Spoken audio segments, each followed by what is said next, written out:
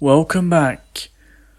I playing against Mundo, so we're already starting at level 7 because there's nothing that happened up until this point. But here, all I want was the plating, which I end up I paid for with my life, and I died.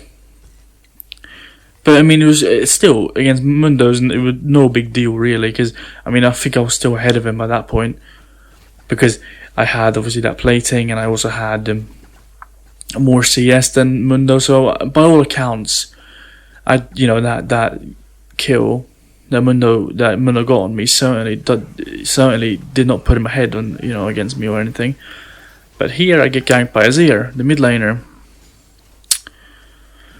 And I am very close to dying, which I eventually do die.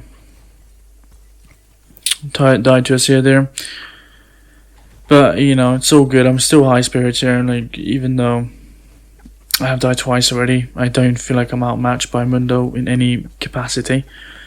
But what you will see is a lot of, as you can see, there's a lot of skirmishes against Mundo. And we almost killed him right there, but we couldn't quite manage to do it. It's just so difficult to kill the bastard, so it's just so incredibly boring. But here, Mundo actually repeats the mistake I did, which was just overstaying and trying to take turret plates, and he also paid for this with his life. And Mundo and Amumu is here as well. So I don't know. But by the way, that my W went straight through Mundo. I don't know how it didn't hit him. But whatever, I still killed Mundo. I still killed Amumu, not Mundo. Sorry. So then afterwards, I'm just farming here, taking his first turret. And as he comes back, I'm still very, very, playing positive against him, playing aggressive against him, getting his health down quite low.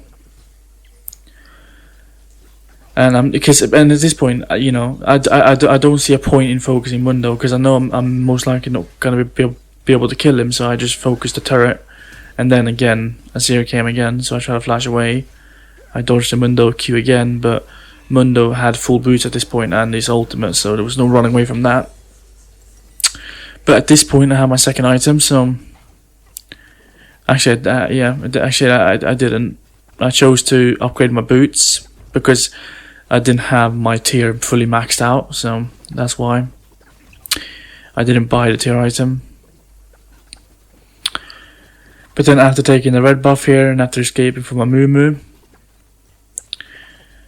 and taking a couple more mini waves, I now have the goal to buy Muramane fully stacked. So this is, that's a big point when you have the fully stacked tier item. That's when you start to be able to do some damage.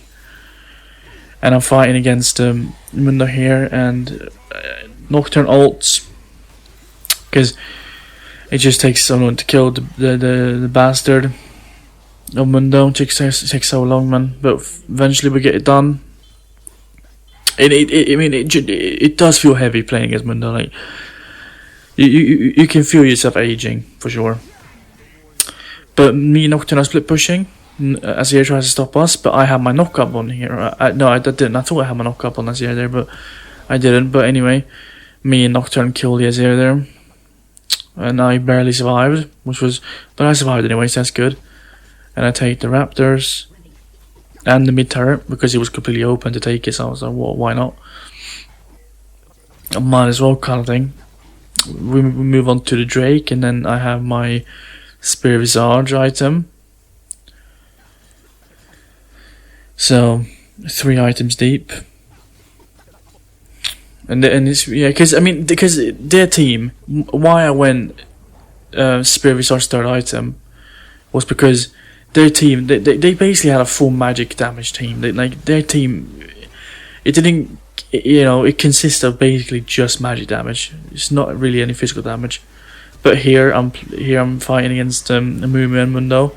My team comes to help, so we get the Mundo at least, and then we try to chase after the Azir and the other guys, but we couldn't get to them. So then we decided to settle for taking the Baron. After Baron, you reset.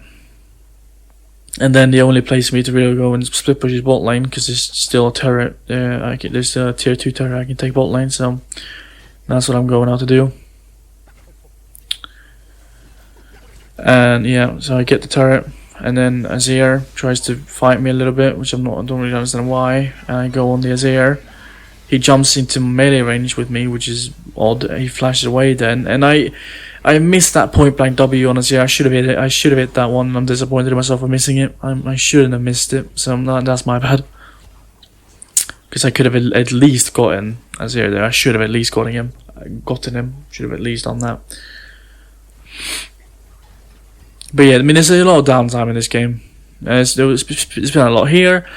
I TP in behind to take the inhibitor, even though the timing was off. I should have. I TP'd way too early.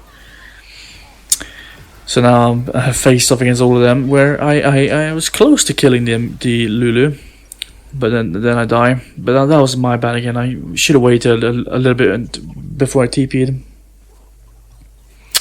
Just a little bit too early. Yeah, but also what was also interesting was the fact that Amumu went Warmog's first item, that's just not something you do, right? Because they nerfed that, right? You know, when you buy more Warmogs as the first item, they nerfed that. I swear, but he did it anyway. But as you can see, killed the Azir. So 2 of them are dead at this point. So and then we're gonna fight here. I'm not sure why they are playing as aggressively as they are, because they are not they're at a massive disadvantage at this point.